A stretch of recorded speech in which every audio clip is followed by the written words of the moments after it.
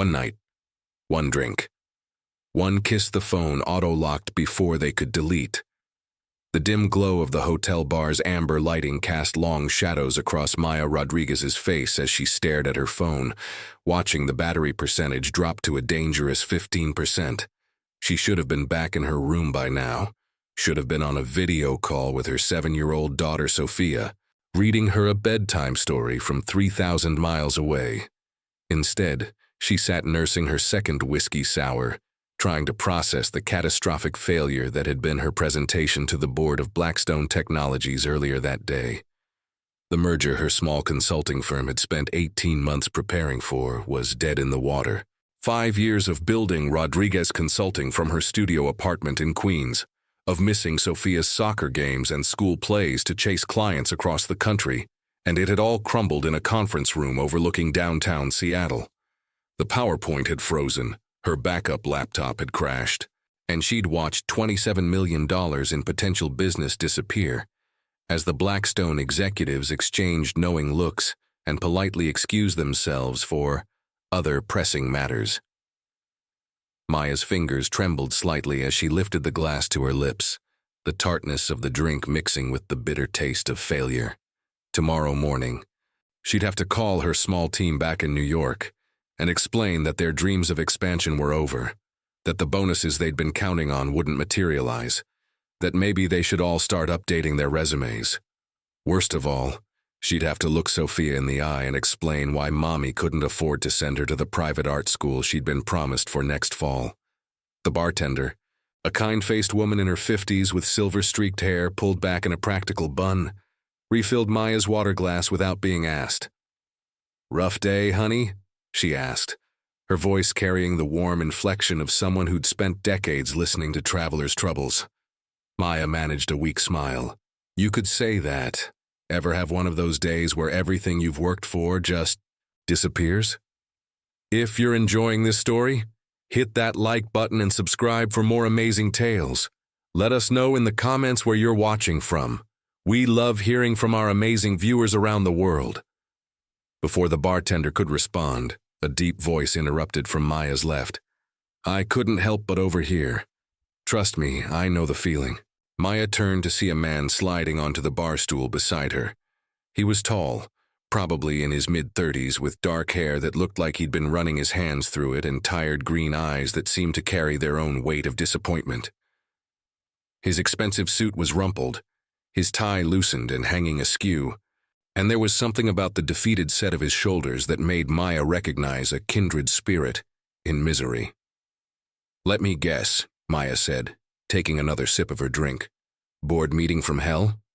He let out a short laugh, though it held no humor. "Something like that. I'm David, by the way, David. Well, let's just say David for now." He signaled to the bartender. "Whatever she's having, make it a double." Maya studied his profile as he ordered. There was something familiar about him, something that tickled the back of her mind, but the alcohol and exhaustion were making it hard to focus.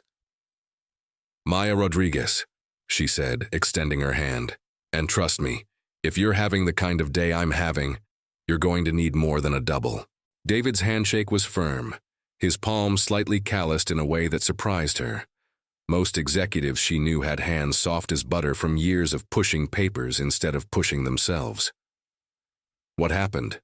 he asked, and the genuine concern in his voice caught her off guard.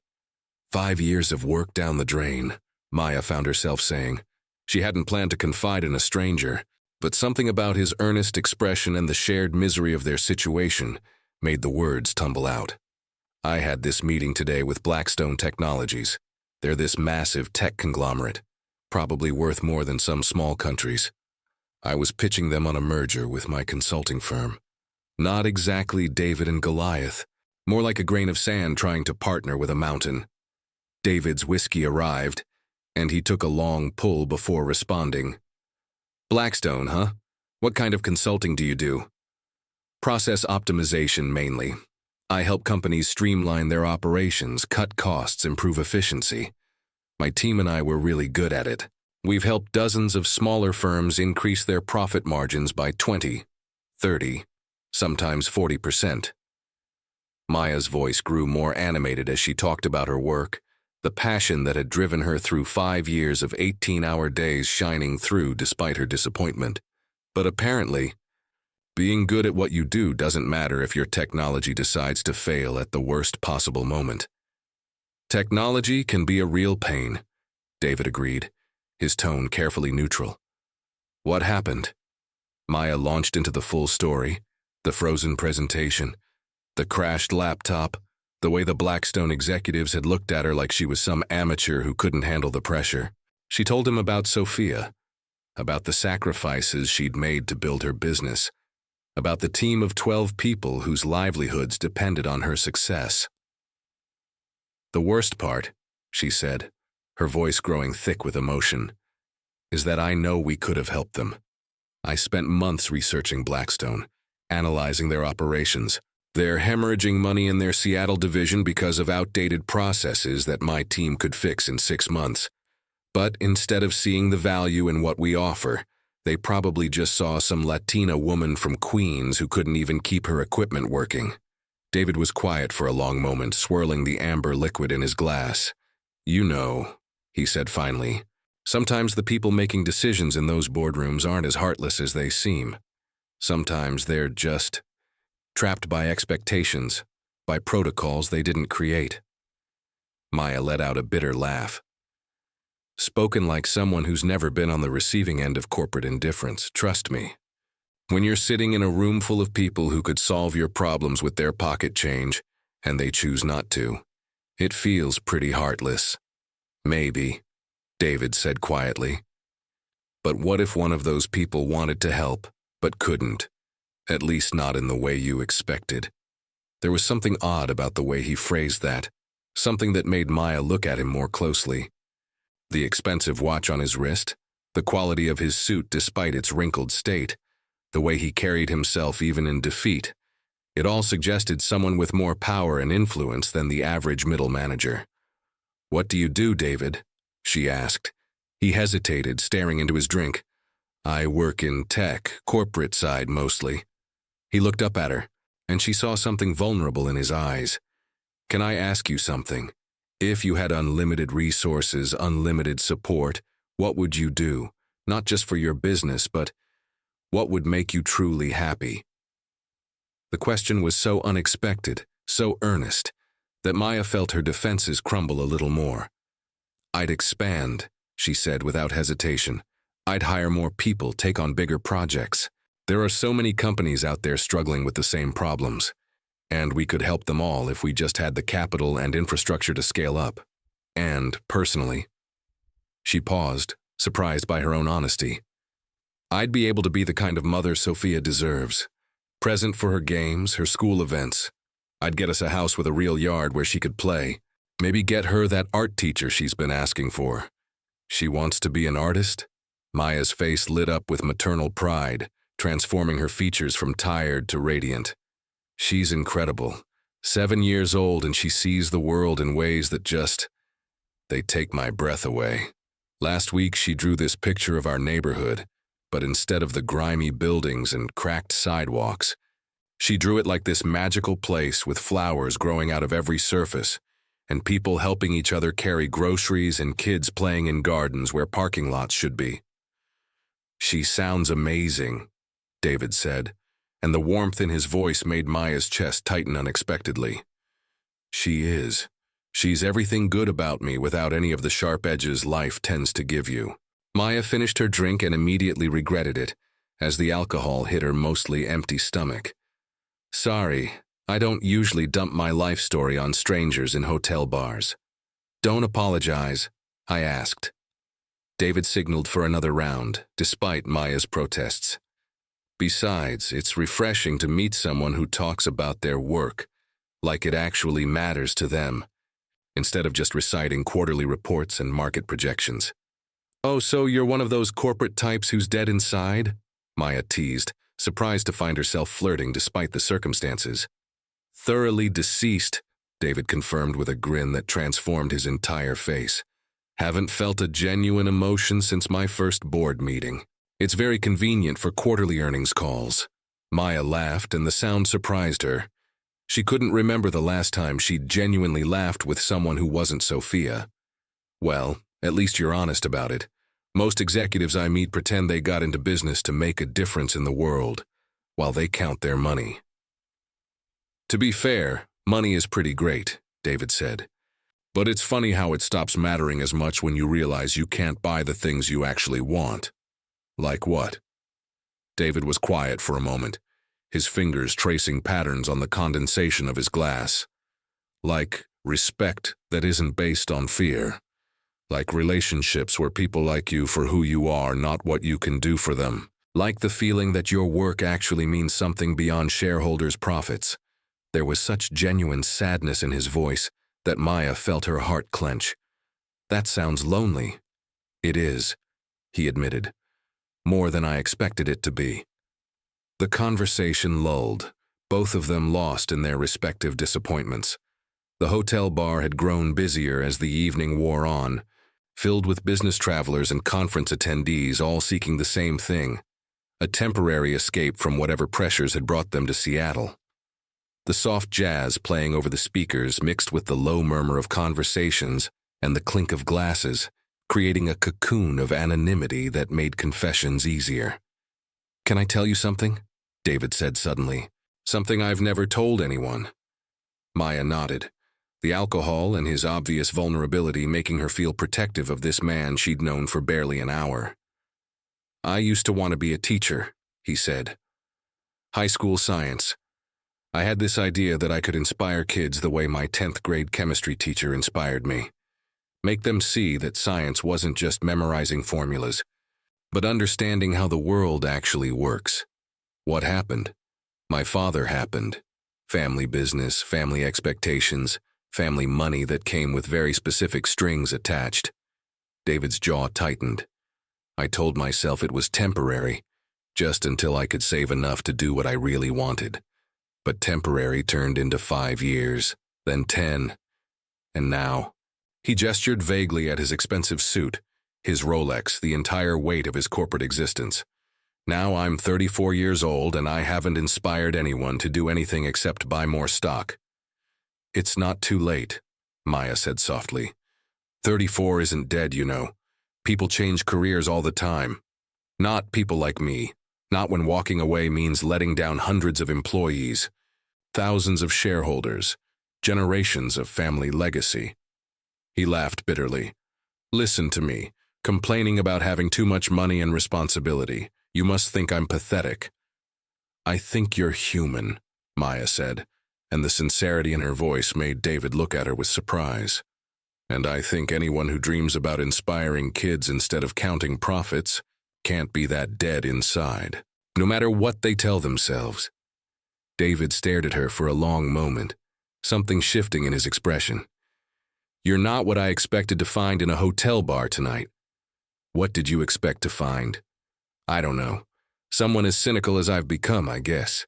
Someone who wouldn't look at a stranger and see possibilities instead of problems." Maya felt heat rise in her cheeks. Must be the whiskey talking.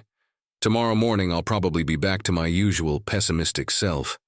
"I hope not," David said quietly.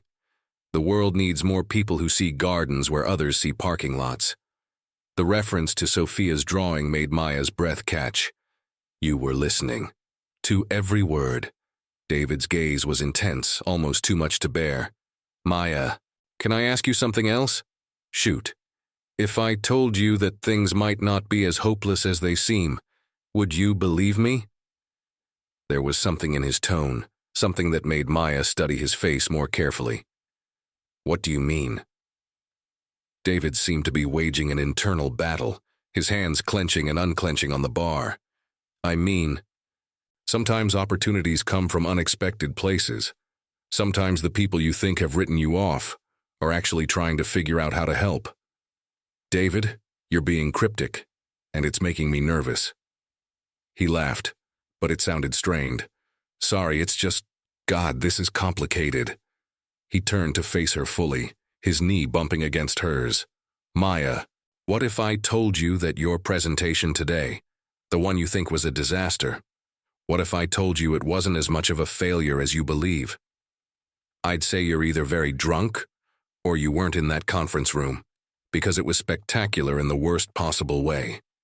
But the ideas you presented, the analysis you did of Blackstone's operations, that was solid, wasn't it?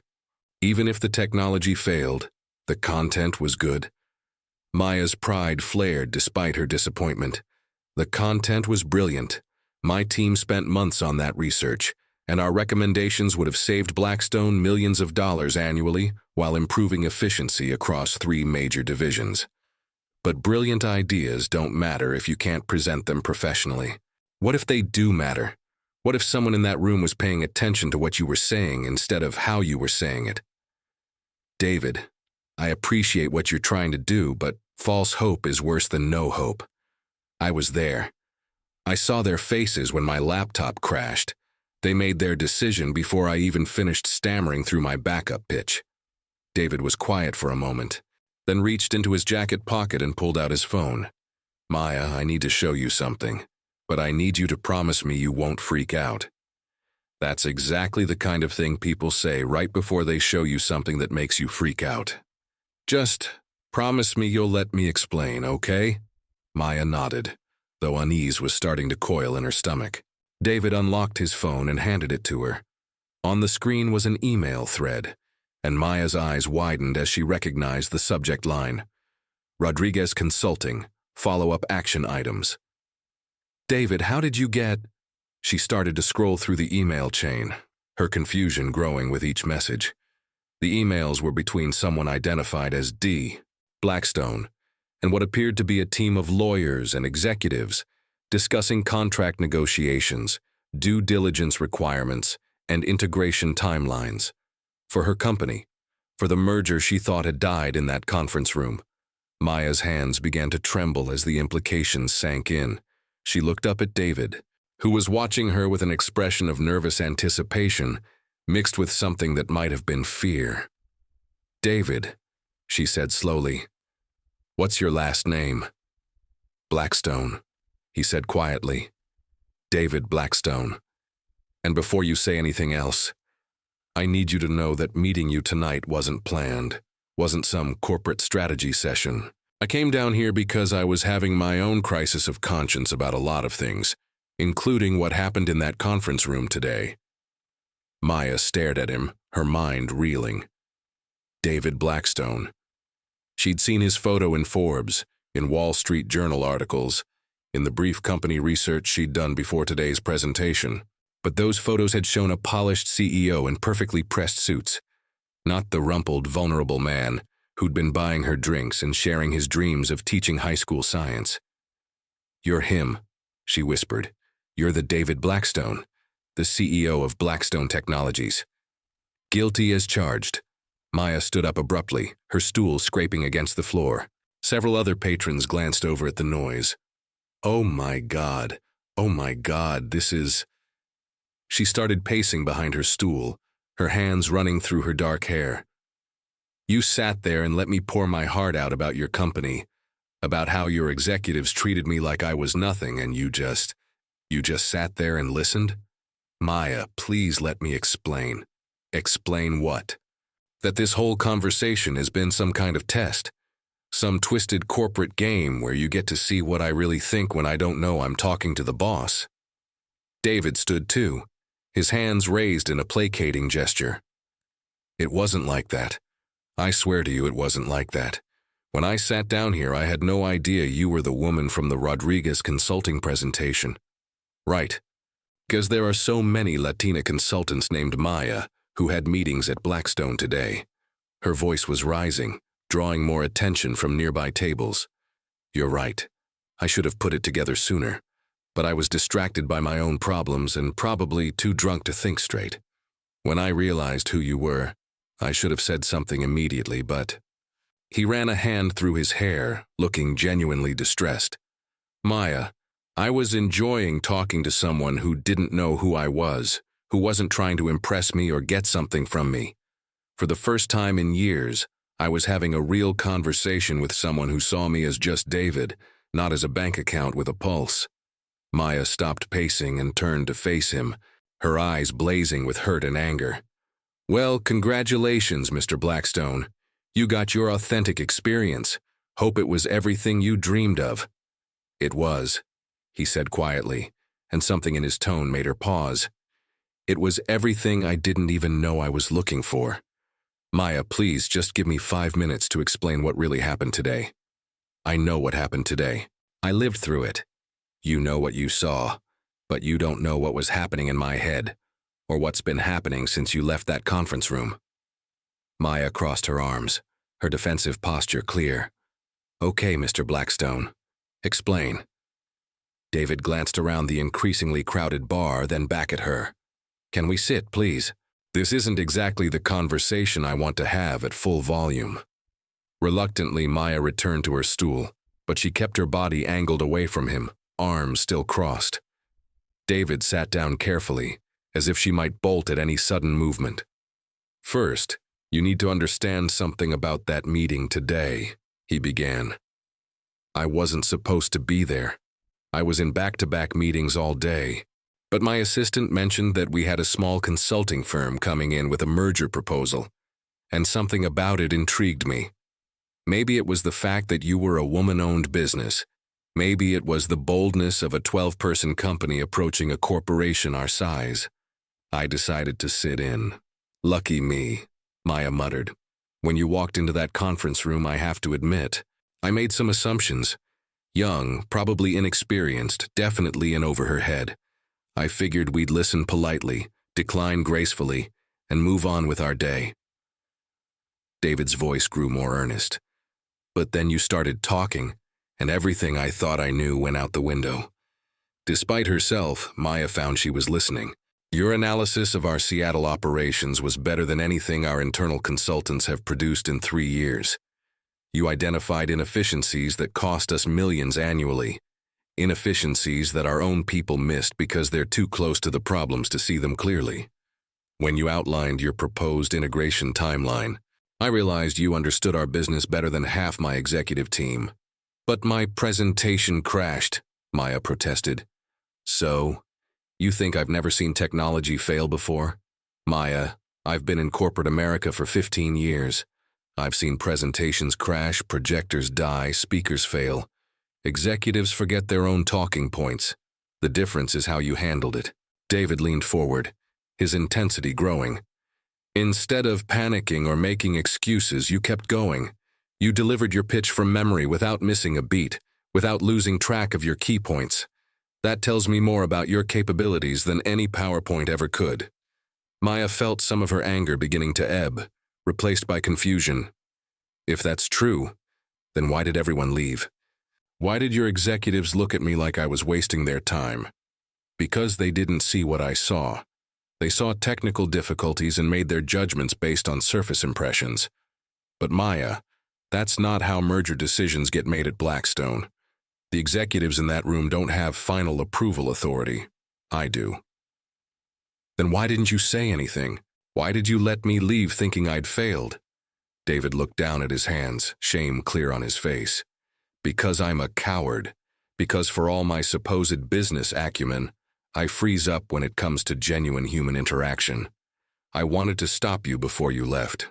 Wanted to tell you that we were definitely interested. But there were protocols to follow, legal reviews to conduct, due diligence processes that couldn't be shortcut even if I wanted them to be. He pulled his phone back out and scrolled to another email. Look at the timestamps on these messages. The first email about moving forward with Rodriguez Consulting went out 20 minutes after you left the building. I've had 3 different teams working on this since 4 p.m. today. Maya took the phone again, scanning the messages with growing amazement. There were communications with legal about contract structuring, with HR about integration planning, with finance about budget allocations. The tone of the emails wasn't whether to proceed, but how quickly they could make it happen. I don't understand, she said softly. If you wanted to move forward, why all the secrecy? Why not just call me? Because I wanted to do this right. Your proposal wasn't just about a simple consulting contract. You were talking about a full merger, about integrating your team into our operations. That's a complicated process with legal implications, tax considerations, employee transitions to manage. I couldn't just shake your hand and say, "Welcome aboard," without crossing every T and dotting every I. Maya set the phone down, her mind racing. So what happens now? Now, if you're still interested, we negotiate the terms of the most comprehensive consulting merger Blackstone has ever undertaken. We're talking about a partnership that could expand your operations by a factor of 10, give you access to resources and clients you never dreamed of, and set you up to become one of the most influential consulting firms on the East Coast. The words hung in the air between them. Too good to be true, too overwhelming to fully process. Maya felt tears prick at the corners of her eyes, a mixture of relief, excitement, and lingering disbelief. "David," she whispered, "are you serious? I've never been more serious about a business decision in my life." His hand moved across the bar until it was almost touching hers. "Maya, your company represents everything I wish Blackstone could be. Innovative, efficient, focused on solving real problems instead of just maximizing profits. This merger isn't charity. It's not me doing you a favor. It's smart business." Maya stared at their almost touching hands, overwhelmed by the sudden reversal of everything she thought she knew about this day. "I need some air," she said suddenly. "I need to think, to process this. It's too much." "Of course," David said immediately. "Do you want me to come with you, or would you prefer some space?" "Come with me," Maya said without thinking, then flushed. "I mean, if you want to. I don't trust myself to make rational decisions right now, and I have a feeling I'm going to need someone to remind me this conversation actually happened." David left money on the bar, probably more than enough to cover both their tabs plus a generous tip, and followed Maya toward the hotel's exit. The Seattle evening air was crisp and clean, carrying the scent of pine from the nearby mountains and the salt tang of Puget Sound. Downtown Seattle spread out around them, a mix of modern glass towers and historic brick buildings, the kind of urban landscape that spoke to possibilities and reinvention. They walked in silence for a block before Maya stopped beside a small waterfront park, the city lights reflecting off the dark water of Elliott Bay. "Okay," she said, turning to face David. "Let's say this is all real. Let's say you're not just drunk and making promises you'll regret in the morning. What exactly are you proposing?"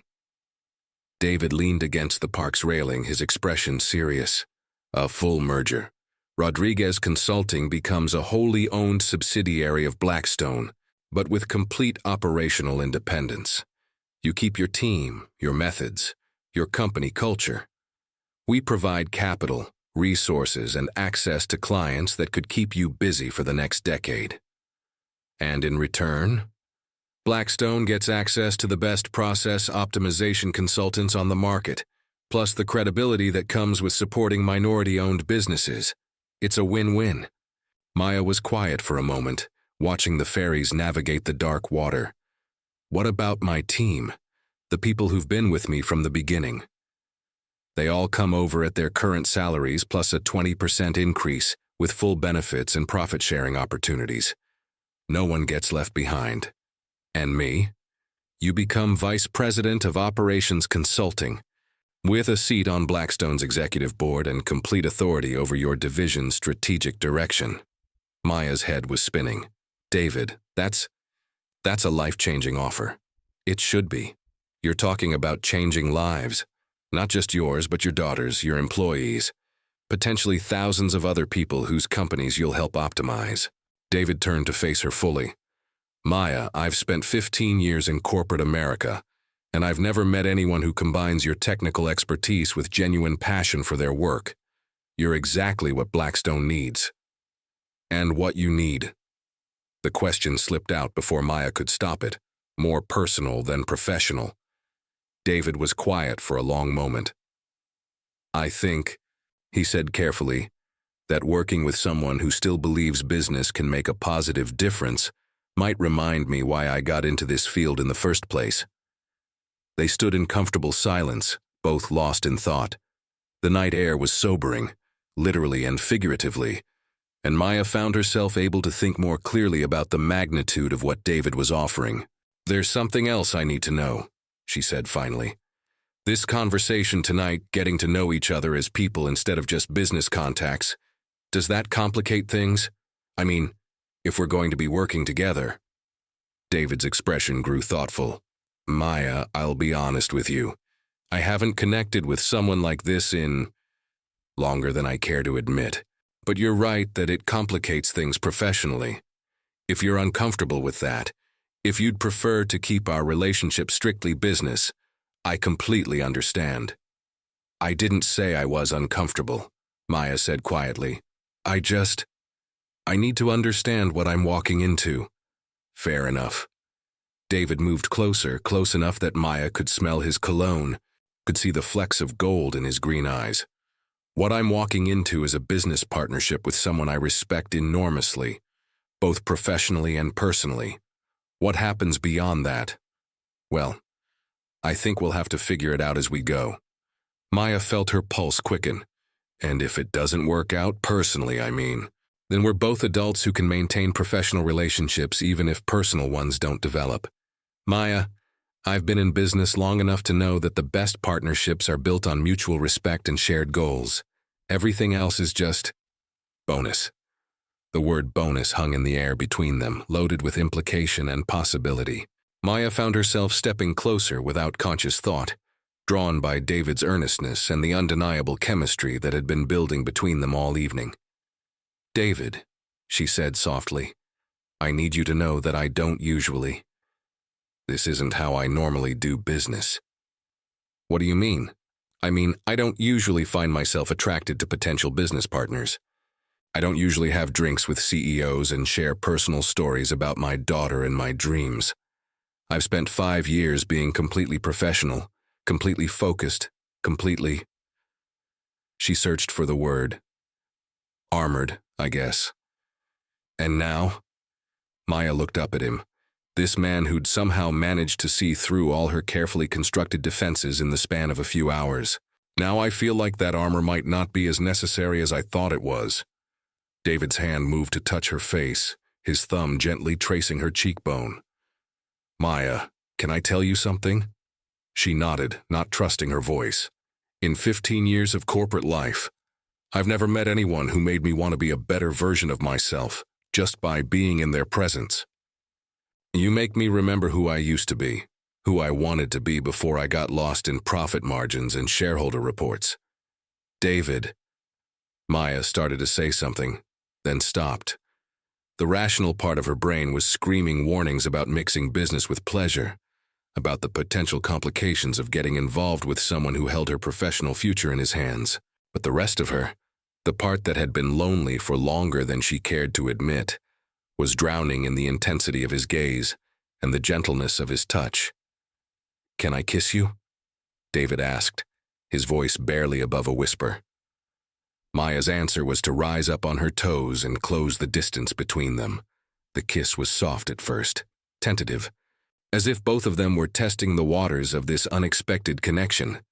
But as Maya's arms wound around David's neck and he pulled her closer, the kiss deepened, becoming more urgent, more real. Maya could taste the whiskey on his lips, could feel the rapid beat of his heart against her chest, could smell the faint scent of his aftershave mixing with the crisp Seattle air. When they finally broke apart, both of them were breathing hard. David rested his forehead against hers, his hand still cupping her face. Maya, he said, his voice rough with emotion, I want you to know that this doesn't change the business offer. Whether or not anything personal develops between us, I still want to move forward with the merger. Your company, your ideas, your expertise. Blackstone needs all of that regardless of what happens between you and me. Maya nodded, touched by his consideration but also feeling a flutter of uncertainty. What if it does change things, though? What if we try this and it doesn't work out? Won't that make working together awkward? Maybe, David admitted. But Maya, I've spent so much of my life playing it safe, making decisions based on what might go wrong instead of what might go right. For once, I'd like to take a chance on something that feels genuine. Maya studied his face, seeing vulnerability and hope in equal measure. Okay, she said finally. but we take this slow and we're honest with each other about how it's affecting our professional relationship. Deal, David said, and kissed her again, softer this time but no less meaningful. They walked back toward the hotel hand in hand, both of them somewhat dazed by the evening's unexpected turns. As they entered the lobby, Maya's phone buzzed with a text message from her babysitter back in New York. "Sophia's asking when you're coming home," Maya read aloud. "She drew you another picture today. Something about mommy being a superhero who helps companies fly better." David smiled. "Sounds like she inherited your gift for seeing potential in unexpected places." "She's going to flip when she finds out mommy's company is merging with a tech giant," Maya said, then paused. "David, how do I explain this to her? She's 7. She understands that mommy travels for work, but she doesn't understand corporate mergers or what this means for our future. Tell her that mommy's good work caught the attention of people who want to help her do even more good work," David suggested, "and that this means mommy will be able to spend more time at home while still helping companies become better." Maya felt her heart clench at the thoughtfulness of his response. "You'd be good with kids," she said without thinking. "Think so? I don't have much experience, but I'd like to learn." David's meaning was clear, and Maya felt a warm flutter in her chest. They reached the elevator bank, and Maya realized they were at a crossroads. Her room was on the 14th floor. His was presumably somewhere else in the hotel. The question of what happened next hung unspoken between them. "Maya," David said as the elevator arrived, "I don't want to pressure you, but would you like to continue this conversation somewhere more private?" Maya looked at him. This man who'd somehow managed to turn her worst professional day into something that felt like the beginning of a new chapter. "David, I need you to understand something. I don't do casual. I haven't. I mean, it's been a long time since I've been with anyone, and when I am with someone, it means something to me." "It means something to me too," David said seriously. "Maya, I know we've only known each other for a few hours, but I feel more connected to you than I have to anyone in years. I'm not looking for casual either." Maya made her decision. "14th floor," she said, as they stepped into the elevator. David's room, it turned out, was the penthouse suite on the hotel's top floor, and Maya couldn't help but gape as they entered. Floor-to-ceiling windows offered a panoramic view of Seattle's skyline. The Space Needle illuminated against the night sky. The living area was larger than Maya's entire apartment back in Queens, furnished with elegant modern pieces that probably cost more than she made in a month. "Wow," she said, moving toward the windows. "This is how the other half lives, huh?" David followed her, his hands settling on her shoulders. "This is how the lonely half lives," he corrected gently. "Maya, all of this, the money, the luxury, the power, it doesn't mean anything if you don't have someone to share it with." Maya turned in his arms, struck by the sadness in his voice. "Is that really how you feel, lonely?" "I felt lonely for so long I'd almost forgotten what the alternative was like," David admitted. "Until tonight." Maya reached up to cup his face, struck by the contrast between his obvious wealth and power and the vulnerability in his eyes. "David, are we really doing this? Are we really about to complicate a major business deal with personal feelings?" "I hope so," he said, and kissed her again. This time there was no hesitation, no uncertainty. Maya melted into the kiss, 5 years of loneliness and professional focus dissolving under the intensity of David's attention. His hands tangled in her hair, her fingers fumbled with the buttons of his shirt, and somewhere in the back of her mind, Maya registered her phone buzzing with what was probably another message from her babysitter. "David," she gasped, pulling back. "I should check that. It might be about Sophia." David immediately stepped back, giving her space. "Of course." Maya pulled out her phone and saw several missed calls and text messages from her babysitter, Angela. Her heart rate spiked until she read the messages. Nothing urgent, just Angela confirming Sophia's bedtime routine and sharing another of the little girl's drawings. "Everything okay?" David asked, his concern evident. "Yeah, it's just..." Maya showed him the photo Angela had sent, a crayon drawing of 2 figures, one tall and one small. standing in front of what appeared to be a house with a big yard. The words "Mommy and me in our new home" were scrawled across the top in Sophia's careful second-grade handwriting. "She drew this today?" David asked softly. Maya nodded, her throat tight with emotion. "She's been asking about when we can move somewhere with a yard for her to play in. I keep telling her maybe someday, when Mommy's business does better, but—" She trailed off, the implications clear. "But now someday might be sooner than you expected," David finished. "David, this is all happening so fast. This morning I was a single mother struggling to keep her small business afloat. And now you're talking about mergers and executive positions and—" She gestured around the luxurious suite. "And all of this. What if I can't handle it? What if I'm not ready for this level of responsibility?" David moved closer, his hands settling on her arms. "Maya, do you know what I see when I look at you?" She shook her head. "I see someone who built a successful business from nothing while raising a daughter alone. I see someone who identified operational inefficiencies in my company that our own consultants missed. I see someone who kept her composure and delivered a flawless presentation even when everything that could go wrong did go wrong." His voice grew more intense. "But most importantly, I see someone who still believes that business can be a force for good, who gets excited about helping companies become more efficient, not because of the money involved, but because efficiency means better working conditions, more stable employment, and stronger communities." Maya felt tears prick at the corners of her eyes. "You see all that?" "I see all that and more, Maya. You're not someone who's going to be overwhelmed by success.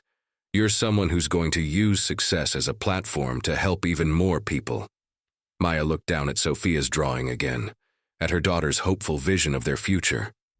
"If we do this, the merger, the partnership, all of it, I need to know that Sophia comes first. Always. I won't compromise on being the kind of mother she deserves." "I wouldn't ask you to," David said immediately. "Maya, part of what attracts me to you is how devoted you are to your daughter. The fact that she's your priority isn't a complication. It's one of the things I admire most about you." Maya set her phone aside and moved closer to David, her decision made. "Okay," she said softly. "Let's see where this goes." David's kiss this time was deeper, more certain, and Maya found herself responding with an intensity that surprised her. It had been so long since she'd allowed herself to want anything beyond professional success and Sophia's happiness. But standing in David's arms, she remembered what it felt like to be desired, to be cherished, to be seen as more than just a single mother or a business owner. As they moved toward the bedroom, Maya's phone buzzed one more time. She glanced at it automatically and saw a message from Angela. "Sophia says to tell Mommy she loves her and hopes her important meeting went well. Sweet dreams." Maya showed the message to David, who smiled. "She sounds like an amazing kid." "She is. And she's going to be so excited when I tell her about the changes coming our way." "All of them?" David asked with a raised eyebrow. Maya blushed. "Well, maybe not all of them right away. But David, I want her to meet you. Eventually, I mean. When we figure out what this is between us, I'd love to meet her," David said sincerely. "Fair warning. Though, I don't have much experience with kids." "Sophia has a way of bringing out the best in people," Maya assured him. "Besides, you wanted to be a teacher, remember? I have a feeling you'll be great with her." David's expression softened. "Maya, are you sure about this? About us, I mean, because once we cross this line, there's no going back to being just potential business partners." Maya looked around the penthouse suite, at this man who'd somehow managed to see past all her defenses in a single evening, at the phone containing pictures of her daughter's hopeful drawings. "David, I've spent 5 years playing it safe, making decisions based on fear instead of possibility. For once, I want to take a chance on something that feels right, even if it's complicated. Especially because it's complicated. The best things in life usually are." David pulled her close, his forehead resting against hers. "Maya Rodriguez, you are going to turn my world upside down." Is that a bad thing? It's the best thing that's happened to me in 15 years. As they moved toward the bedroom, Maya caught sight of the Seattle skyline through the floor-to-ceiling windows, the city lights twinkling like possibilities, the Space Needle pointing toward a future that suddenly seemed full of potential she'd never dared to imagine. Later, lying in David's arms with the city spread out below them, Maya felt a contentment she hadn't experienced in years. David's fingers traced lazy patterns on her shoulder as they talked softly about everything and nothing. His childhood in Seattle, her memories of growing up in Queens, the challenges of single parenthood, the loneliness of corporate success. "David," Maya said suddenly, "can I ask you something? Anything. This evening, before you knew who I was, were you really planning to just sit in that hotel bar and drink alone?" David was quiet for a moment. "I was having what you might call a crisis of faith," he admitted. "The board meeting I mentioned earlier, it wasn't just any board meeting. The board was pressuring me to approve a series of layoffs that would save money in the short term, but devastate the communities where those employees live. 5,000 people, Maya. 5,000 families who would lose their primary income source so our shareholders could see slightly better quarterly returns." Maya propped herself up on her elbow to look at him. "What did you decide?" "I told them I needed more time to review the proposal, which in corporate speak means I'm looking for alternatives." David's jaw tightened. "But the truth is, I'm running out of alternatives. The board has the authority to override my decision if they think I'm not acting in the company's best interests." "Is that why you were drinking alone? Because you're facing an impossible choice?" "Partly, but also because I realized I didn't have anyone to talk to about it. No friends who weren't also business associates. No family members who would understand the complexity of the situation. No one who would listen without trying to influence my decision based on their own interests." Maya felt her heart clench with sympathy. "That sounds incredibly isolating." "It is. Or it was. Till I met you." David turned to face her fully.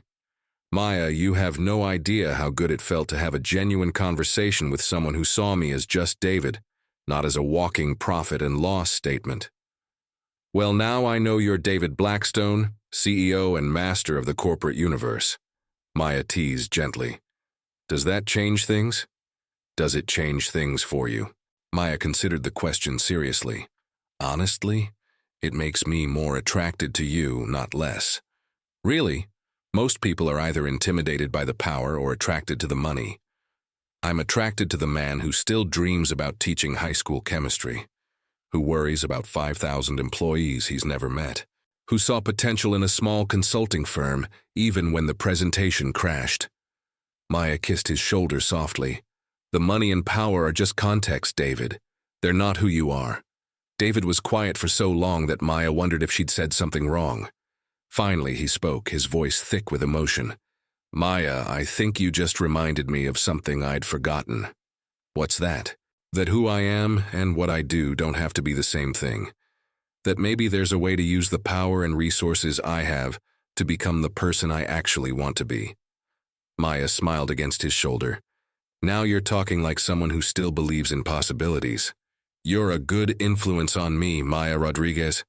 Just wait until you meet Sophia. She'll have you believing in magic." They lay in comfortable silence for a while, both lost in thought about the unexpected turns their lives had taken in a single evening.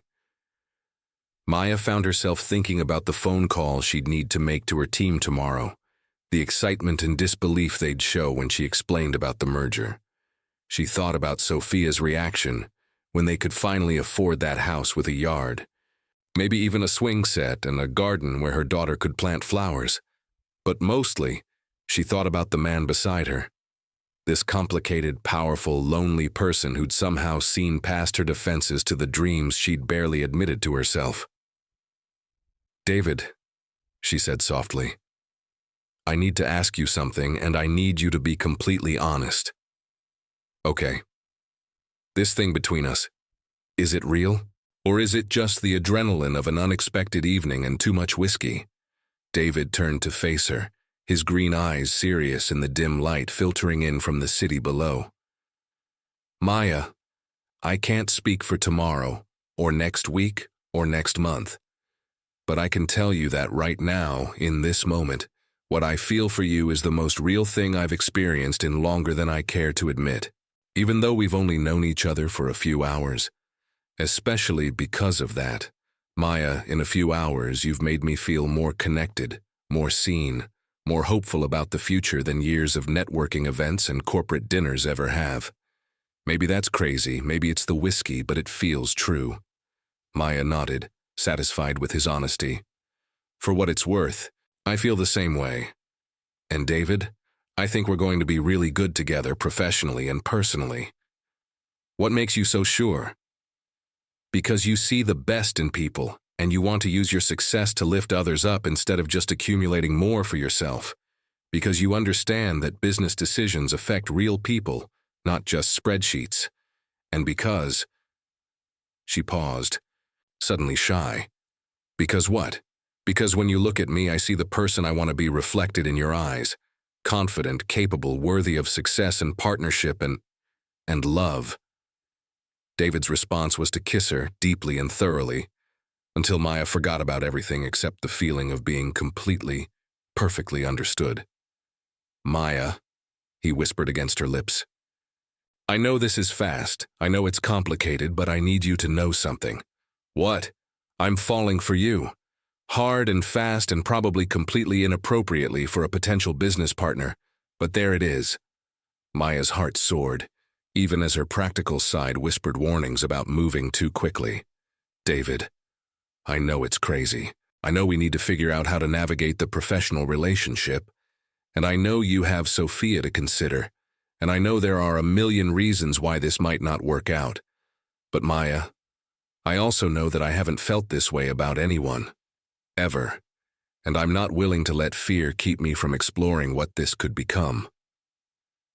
Maya looked into his eyes, seeing sincerity and vulnerability and something that might have been love reflected back at her. Okay, she said simply. Okay. Let's see where this goes. Let's take it one day at a time and be honest with each other about how we're feeling and what we need. Let's figure out how to merge our companies and our hearts without destroying either one in the process. David's smile was radiant. Maya Rodriguez, you are the most extraordinary woman I've ever met. Just wait until you see me in actual business meetings, Maya teased. I'm much less charming when I'm negotiating contract terms. Somehow I doubt that. They talked until the early morning hours, sharing stories about their childhoods, their dreams, their fears, their hopes for the future. Maya told David about Sophia's father, who disappeared when their daughter was 2, leaving Maya to build her business and raise their child alone. David shared his struggles with family expectations and the loneliness of inherited wealth and responsibility. As dawn broke over Seattle's skyline, painting the sky in shades of pink and gold, Maya felt a sense of possibility she hadn't experienced since Sophia was born. Not just the possibility of professional success, but the possibility of partnership, of building something meaningful with someone who understood both her ambitions and her heart. David, she said as they watched the sunrise together, I need to fly back to New York this afternoon to take care of some things with my team and spend time with Sophia. But I want to see you again soon. How about next weekend? I could fly to New York, meet your team, see where Rodriguez Consulting started. And if you're comfortable with it, I'd love to meet Sophia. Maya's heart fluttered with nervousness and excitement. She's going to be curious about who you are and what you mean to Mommy. What are you going to tell her? Maya considered the question. The truth, in age-appropriate terms. That Mommy met someone special who might become part of our family, but we're taking our time to make sure it's the right decision for everyone. And if she doesn't like me, then you'll have to win her over with your charm and your secret teacher superpowers, Maya said with a grin. But David, I'm not worried about that. Sophia has excellent judgment about people, and she's going to see in you what I see. Someone who genuinely cares about others and wants to make the world a better place. David pulled her closer, kissing the top of her head. Maya, I want you to know that I'm prepared to earn her trust however long it takes. I understand that she comes first, always, and I respect that. Thank you, Maya said softly. That means everything to me. As they prepared to part ways, David to his morning meetings, Maya to her flight back to New York, they exchanged contact information and made concrete plans for his visit the following weekend. But more importantly, they made promises to each other about honesty, patience, and taking their unprecedented relationship one day at a time. "Maya," David said as they stood by the hotel room door, both reluctant to end their time together, "I want you to know that regardless of what happens between us personally, the merger offer stands. Your company, your ideas, your expertise, Blackstone needs all of that." "I know," Maya said, touched by his consideration. "And David, I want you to know that I'm interested in the merger because it's the right business decision, not because of my feelings for you. Although," she added with a smile, "my feelings for you definitely make the prospect of working together more exciting." David laughed, the sound rich and warm in the quiet hotel room. "We're going to figure this out, aren't we? The business partnership, the personal relationship, all of it? We're going to figure it out," Maya confirmed, rising on her toes to kiss him goodbye. The flight back to New York gave Maya time to process everything that had happened in the past 18 hours. As the plane soared above the clouds, she found herself alternating between pinching herself to make sure it was all real and frantically making notes about everything she needed to discuss with her team about the merger. Her phone buzzed with a text message from David. "Already missing you. Can't wait to see New York through your eyes next weekend." Maya smiled, typing back, "Can't wait to show you my world. Sophia is going to flip when she finds out about the merger, and maybe about you too. Nervous about introducing me to the most important person in your life. Terrified," Maya admitted, "but also excited. David, I think you're going to love her, and I really hope she loves you too." "She will, how could she not? She has amazing taste in mothers." Maya felt her heart swell with affection and possibility. Less than 24 hours ago, she'd been sitting in a hotel bar convinced that her dreams were dead in the water. Now she was returning home with a merger deal that would transform her company and a relationship that might transform her life. As the plane began its descent into JFK, Maya pulled out her phone and looked at the pictures Angela had sent of Sophia's latest artwork. In addition to the drawing of their future house, there was a new picture, a crayon rendering of a woman in a business suit standing in front of a tall building, with the words, "Super Mommy Saves the Day," written across the top. Maya laughed, tears pricking her eyes. Sophia had no idea how prophetic her artistic vision had turned out to be. The reuniting with Sophia was everything Maya had hoped for and more. Her daughter launched herself into Maya's arms at the airport pickup area, chattering excitedly about her week with Angela, her new art projects, and the substitute teacher who had taught them about the water cycle using food coloring and coffee filters. "Mommy, did your big meeting go good?" Sophia asked as they rode the subway back to their apartment in Queens. "It went very good, baby," Maya said, hugging her daughter close. "Better than Mommy ever dreamed it could go." "Does that mean we can get the house with the yard?" Maya's heart clenched with love and gratitude. "I think it might, sweetheart. We'll have to wait and see, but things are looking very promising." Sophia's squeal of excitement drew smiles from other passengers on the train, and Maya found herself grinning uncontrollably as she imagined the conversations she'd be having with her daughter over the next few days and weeks. That evening, after Sophia was in bed, Maya called her core team for an emergency meeting. Her 4 senior consultants gathered in her small home office, their faces showing curiosity and concern about the sudden weekend summons. "I have news," Maya began, "and it's going to sound too good to be true, but I need you all to sit down." Marcus, her lead analyst, raised an eyebrow. "Maya, you're making us nervous. Please tell me Blackstone didn't sue us for the presentation disaster." Maya laughed, remembering how different her perspective had been just 48 hours earlier. "Not exactly. Actually, they want to merge with us." The silence in the room was deafening. "I'm sorry," said Jennifer, her operations manager. "Did you just say merge?" "Full merger. Rodriguez Consulting becomes a subsidiary of Blackstone Technologies, with complete operational independence. Everyone keeps their job.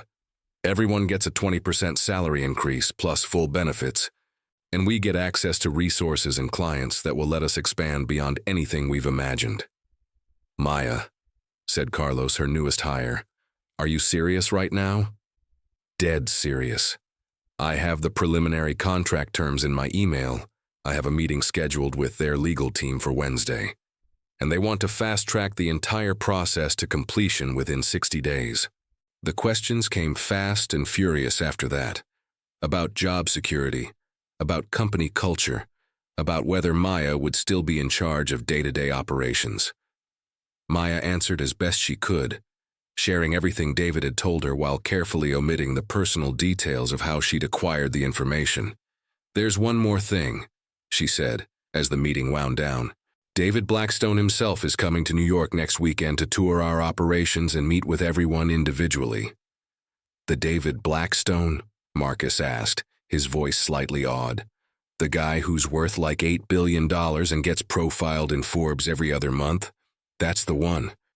And I want you all to know that he specifically mentioned being impressed by the quality of our team and our work. This isn't charity. They're pursuing us because they recognize our value. After her team left, buzzing with excitement and disbelief, Maya sat in her quiet apartment and allowed herself to fully absorb the magnitude of the changes ahead. In less than a week, everything about her professional life would be different. Sophia would have access to opportunities Maya had never dared to dream of. They could move to a better neighborhood, maybe even buy a house with that yard Sophia kept drawing. But more than the financial security and professional success, Maya found herself thinking about David, about the connection they'd forged in those hours in Seattle. She'd been a single mother for so long, so focused on providing for Sophia and building her business, that she'd almost forgotten what it felt like to be part of a partnership, to have someone who saw her dreams as worthy of pursuit and support. Her phone buzzed with another message from David. How did the team meeting go? They think I'm hallucinating, but they're excited, Maya typed back. How are you handling your board of directors and their 5,000 layoffs? Still working on that, but having something positive to focus on, the merger, the future you, is making it easier to fight for alternatives. I'm proud of you for fighting. I'm proud of you for taking a chance on possibilities. Maya, I can't wait to see you again. 6 more days, Maya replied, then added, I told Sophia that Mommy met someone special and that she might get to meet him soon. She asked if he likes to color. Tell her I'm an excellent colorer, especially dinosaurs and flowers. Maya laughed out loud, imagining David Blackstone, billionaire CEO, sitting at her kitchen table with Sophia and a box of crayons. You're going to fit right into our world. I hope so. Maya, I need you to know that even though we've only known each other for a few days, I'm already thinking about this as more than just a casual relationship. I'm thinking about futures and possibilities and what? And wondering if you'd be open to taking things to the next level when the time feels right. Maya's heart rate spiked. What kind of next level are we talking about? The kind where I introduce you as my girlfriend instead of just my business partner. The kind where we talk about long-term plans that include both our professional and personal goals. The kind where I start learning how to be a bonus dad to an amazing little girl who draws houses with yards and mothers who save the day. Maya felt tears prick her eyes, overwhelmed by the tenderness and certainty in his words. David, are you saying what I think you're saying? I'm saying that I'm falling in love with you, Maya Rodriguez, and I want to build something real and lasting with you and Sophia, if you'll have me. Maya sat in her quiet apartment, Sophia sleeping peacefully down the hall, her professional dreams finally within reach, and this incredible man offering her a personal happiness she'd thought was beyond her grasp. Yes, she typed back, yes to all of it. Even though it's crazy and fast and complicated, especially because it's crazy and fast and complicated. David, I'm falling in love with you too, and I can't wait to see what we build together. Professional empire and personal happiness. Professional empire and personal happiness, Maya confirmed, Plus a house with a big yard where Sophia can plant flowers and you can teach her about chemistry through gardening experiments. Now you're just making me fall even harder for you. Maya grinned, looking around her small apartment with fresh eyes. Soon this would just be the place where Rodriguez Consulting started. The humble beginning of something much larger and more meaningful. Soon Sophia would have space to run and play and grow. And soon Maya would have a partner who saw her dreams as worthy of pursuit and her heart as worthy of love. "David," she typed, "I think we're going to be very happy together. I know we are, Maya. I know we are." As Maya finally headed to bed, she passed Sophia's room and peeked in on her sleeping daughter. Tomorrow, she'd start explaining to Sophia about the changes coming their way, the new opportunities, the expanded possibilities, and maybe eventually, the kind man who wanted to be part of their family. But tonight, she simply whispered, "Sweet dreams, baby. Mommy's dreams are finally coming true, and yours are about to as well." The rest of the week passed in a whirlwind of activity. Maya had daily phone calls with David about merger logistics, legal reviews, and integration timelines. She had meetings with her team to address concerns and excitement about the coming changes. She had conversations with Sophia about the possibility of moving to a house with a yard, about Mommy's work expanding, and about the special friend who would be visiting them soon. "Is he nice?" Sophia asked over breakfast on Thursday morning, her 7-year-old face serious with the importance of the question. "He's very nice," Maya assured her. "He wants to meet you because you're the most important person in Mommy's life, and he understands that." "Will he play games with me?"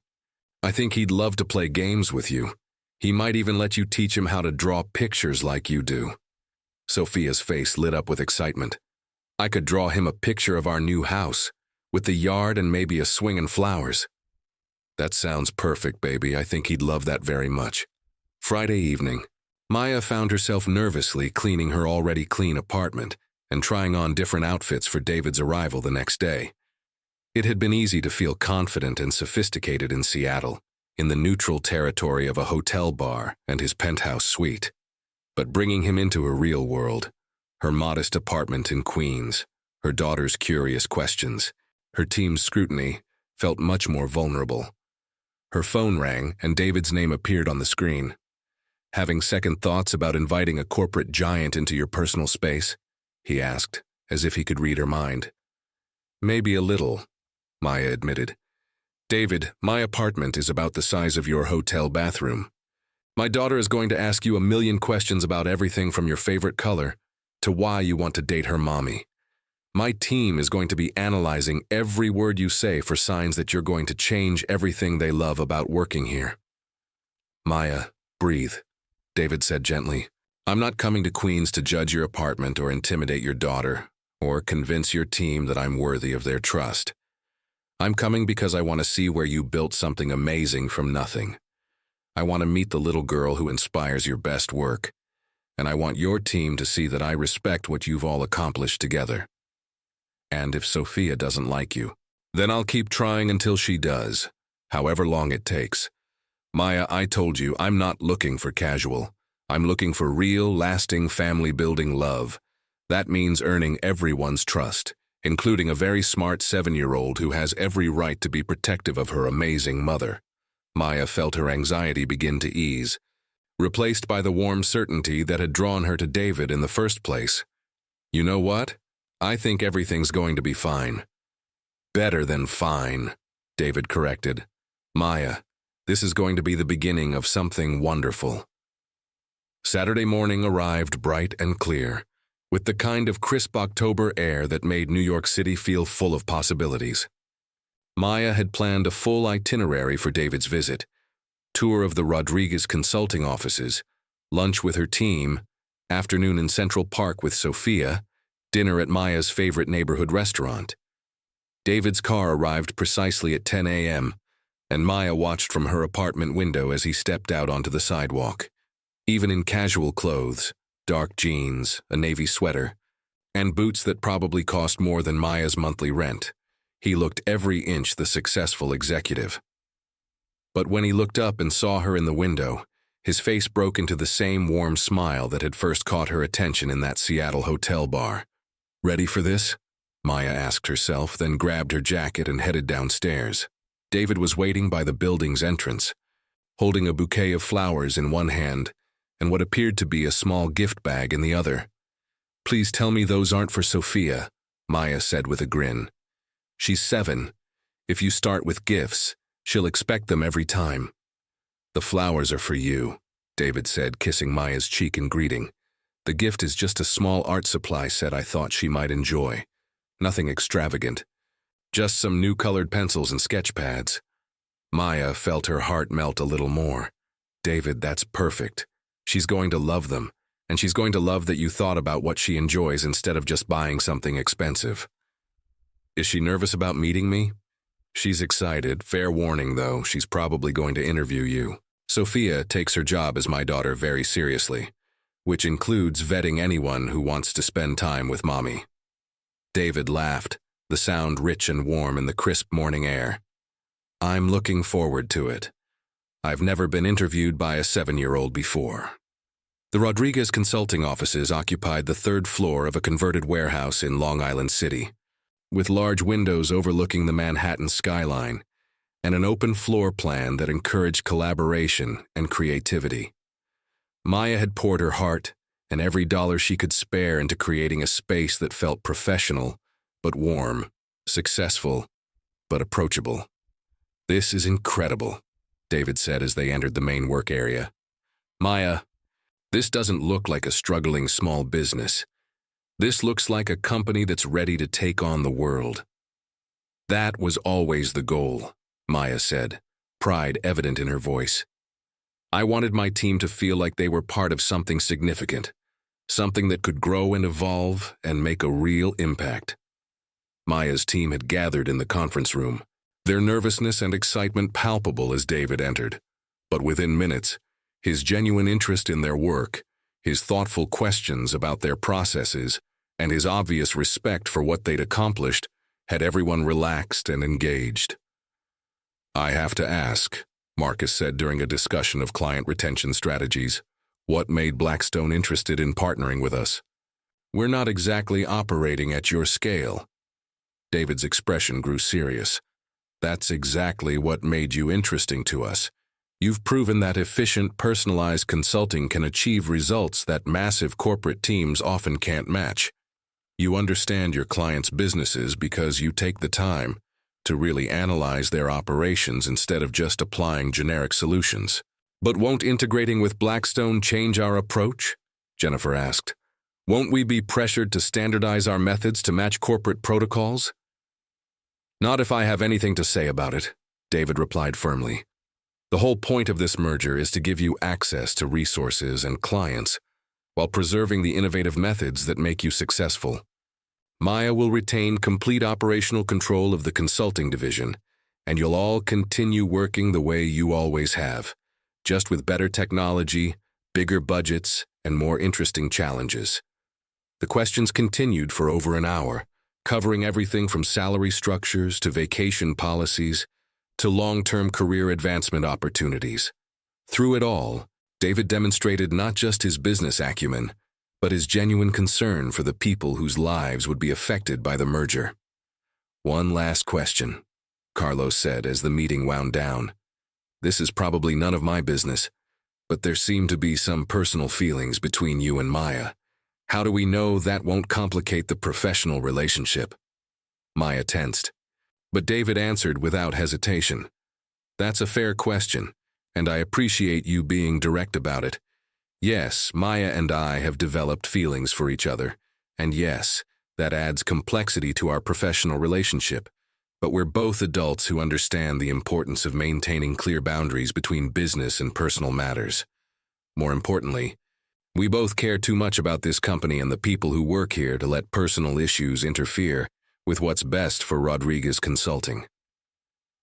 "And if the personal relationship doesn't work out," Jennifer pressed, "then we'll handle that like adults too," Maya said, speaking up for the first time since the question was raised. "But I want you all to know that David made the merger offer before anything personal developed between us, and the professional partnership will continue regardless of what happens in our personal lives. After the team meeting, Maya and David walked through the neighborhood where Rodriguez Consulting had started, past the coffee shop where Maya had conducted her first client meetings, the copy center where she'd printed her early proposals, the small apartment building where she'd lived with newborn Sophia while trying to get her business off the ground. "I can't believe how much you accomplished starting from here," David said as they stood outside Maya's old apartment building. "Maya, do you realize how extraordinary it is to build what you've built while raising a daughter alone?" "It didn't feel extraordinary at the time," Maya replied. "It felt necessary. Sophia needed security, stability, a future with possibilities.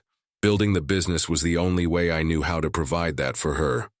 And now," Maya looked around the neighborhood that had been her world for so long, thinking about the house with a yard that Sophia kept drawing, the opportunities that were finally within reach. "Now I feel like we're finally ready for the next chapter." David took her hand, his fingers intertwining with hers. "Our next chapter." "Our next chapter," Maya agreed and kissed him softly. They picked up Sophia from Maya's neighbor's apartment, where she'd been spending the morning working on a special art project. Maya's heart melted as she watched David crouch down to Sophia's eye level for their introduction, his posture respectful and patient, as he waited for her to decide how she felt about him. "You're the one who wants to be Mommy's boyfriend," Sophia said solemnly, studying David's face with the intense scrutiny that only 7-year-olds could manage. "I am," David confirmed seriously, "but only if that's okay with you. Are you nice to Mommy?" "I try to be. She's very important to me." "Do you like kids?" "I like you already, and I haven't met very many kids, so you'll have to help teach me how to be good with them." Sophia's face broke into a grin. "I can teach you lots of things. Do you want to see the picture I drew for you?" The picture was a masterpiece of 7-year-old artistry, a crayon drawing of 3 figures standing in front of a house with a big yard, flowers everywhere, and a swing hanging from what appeared to be an apple tree. The figures were labeled Mommy, Sophia, and David, and across the top, in Sophia's careful printing, were the words, "Our happy family." Maya felt tears prick her eyes as she watched David study the drawing with the seriousness it deserved. "Sophia," he said finally, "this is the most beautiful picture anyone has ever drawn for me. Can I keep it?" "Yes, and when we get our house with the yard, I can draw you new pictures of all the flowers we plant. I would love that very much." The afternoon in Central Park was a revelation for Maya, watching David interact with her daughter. He pushed Sophia on the swings, helped her collect interesting leaves for her nature journal, and listened with genuine attention as she explained her elaborate theories about why squirrels were probably secret agents for the trees. "David," Sophia said as they sat on a park bench sharing hot chocolate from a vendor, "do you really want to be part of our family?" "More than anything," David replied honestly, "but I want to make sure you and your mommy both want me to be part of your family too." Sophia looked at Maya, her expression serious. "Mommy, do you love David?" Maya felt her cheeks warm, but she met her daughter's gaze steadily. "Yes, sweetheart, I do love David. And David, do you love Mommy and me?"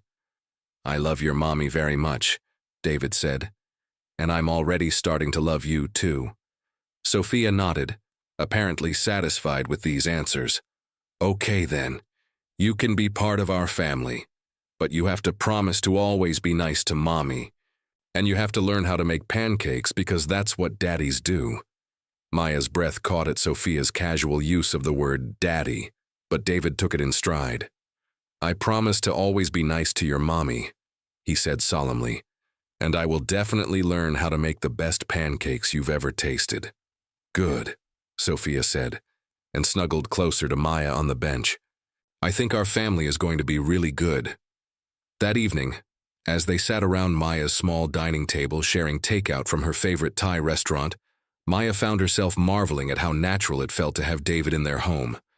He helped Sophia with her homework, genuinely impressed by her second-grade math skills, and her creative writing assignment about what she wanted to be when she grew up. An artist and a scientist, Sophia had written, so I can draw pictures of how the world works.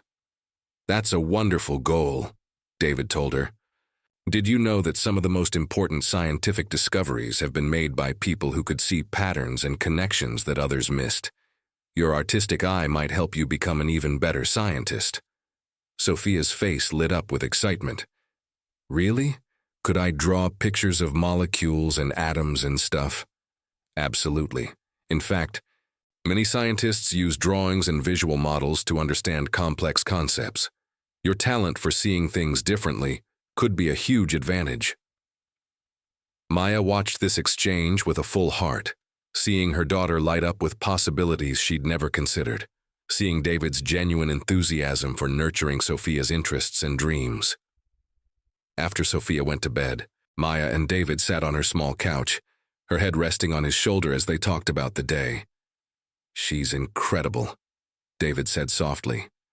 "Maya, you've raised the most amazing little human being." "She likes you," Maya replied. "I was worried she might be jealous or resistant to sharing me with someone else, but she seems genuinely excited about you being part of our family. Are you excited about me being part of your family?" Maya tilted her head to look at him, seeing love and hope and vulnerability in his green eyes. "David, I never thought I'd have this. After Sophia's father left, I convinced myself that it was just going to be the two of us.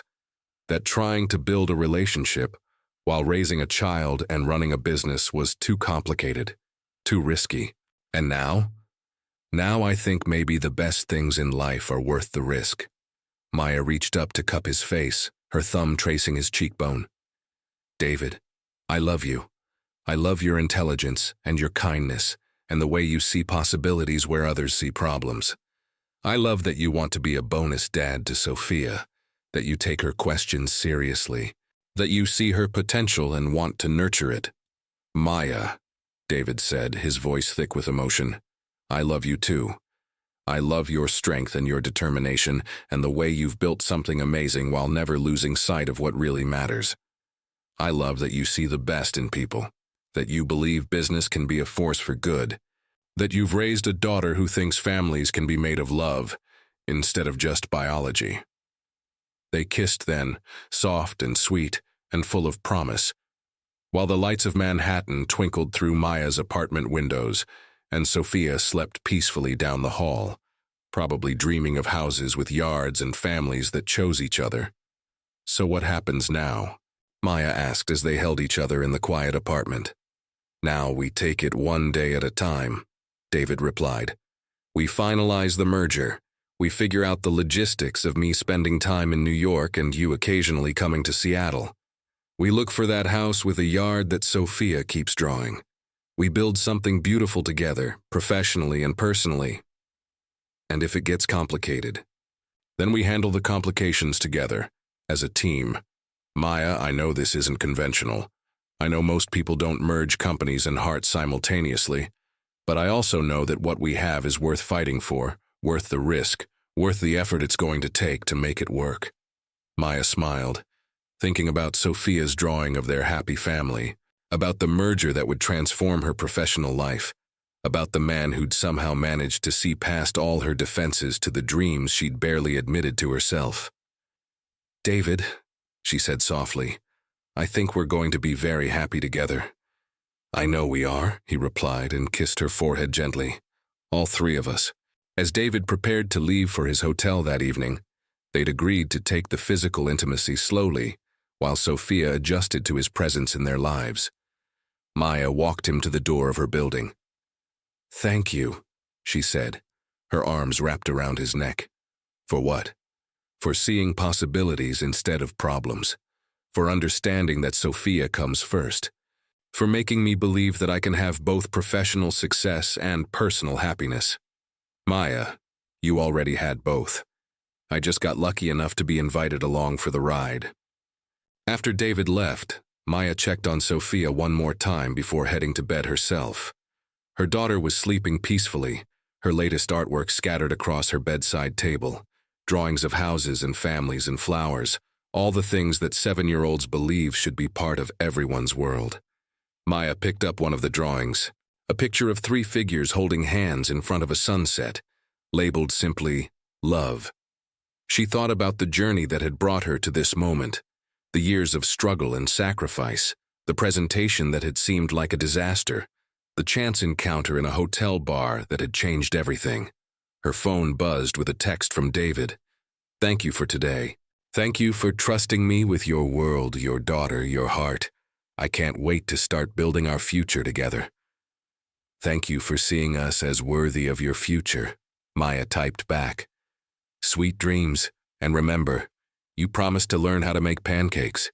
Already ordered a cookbook. Sophia's going to get the best pancakes in Queens." Maya laughed softly, imagining David Blackstone, billionaire CEO, standing in her kitchen learning to flip pancakes for her daughter. It was exactly the kind of impossible, wonderful possibility that her life had become. As she finally settled into bed, Maya thought about the phone call she'd need to make to her babysitter tomorrow, explaining that she wouldn't need as much help anymore because Maya's schedule was about to become much more flexible. She thought about the conversations she'd have with her team about the opportunities that lay ahead, the new challenges they'd face, the dreams they could finally pursue. But mostly, she thought about David's words from their first night together. Sometimes opportunities come from unexpected places. Sometimes the people you think have written you off are actually trying to figure out how to help. Maya Rodriguez had spent 5 years building a business and raising a daughter, and dreaming of possibilities that seemed just out of reach. Now, thanks to one night, one drink, one kiss, and a phone that had locked before she could delete the memory, all those possibilities were finally within her grasp. She fell asleep with a smile on her face, dreaming of houses with yards, daughters who could be artists and scientists, and bonus dads who kept their promises about pancakes. 6 months later, Maya stood in the backyard of their new house in Westchester, watching David push Sophia on the swing they'd installed beneath the apple tree, just like in her daughter's drawing. The Rodriguez Consulting merger with Blackstone had been completed 3 months ahead of schedule. Her team was thriving with their expanded resources and opportunities, and Maya had never been happier professionally. But it was the personal happiness that still took her breath away sometimes. The sound of Sophia's laughter, as David made silly faces while pushing her swing. The way he'd seamlessly integrated into their bedtime routine and Saturday morning pancake traditions. The ring that had been hidden in his jacket pocket for the past 2 weeks, while he waited for the perfect moment to ask both Maya and Sophia if they'd like to make their family official. Maya didn't know about the ring yet, but she could see the future clearly. More drawings on the refrigerator, science experiments in the garden, business trips where David and Sophia could come along, lazy Sunday mornings with pancakes and art projects, and the kind of love that builds itself one day, one choice, one possibility at a time. Her phone buzzed with a text from her assistant. "The Hendricks Corporation wants to know if you can take on their operational review next quarter. It's a 12-month project worth $8 million. Maya looked at the message, then at David and Sophia playing in their yard, then at the house they'd chosen together, because it had enough space for a home office and an art studio and a workshop where David could conduct chemistry experiments with his soon-to-be stepdaughter. She typed back, "Schedule a meeting. Rodriguez Consulting is ready for whatever comes next." And as David caught her eye across the yard and smiled, as Sophia called out for Mommy to come push her higher, as the late afternoon sun painted everything golden with possibility, Maya Rodriguez knew that whatever came next, they'd face it together. What did you think of Maya's incredible journey from that devastating presentation failure to finding both professional success and personal happiness? Did you have a favorite moment from her story? Maybe when she first met David in that hotel bar? Or when Sophia gave him her seal of approval in Central Park? We'd love to hear from you in the comments about which part of their whirlwind romance touched your heart the most. Don't forget to like this video if you enjoyed Maya and David's story, and make sure to subscribe for more amazing tales of love, second chances, and dreams that come true when you least expect them. More incredible stories are coming your way, so hit that notification bell, and we'll see you in the next one.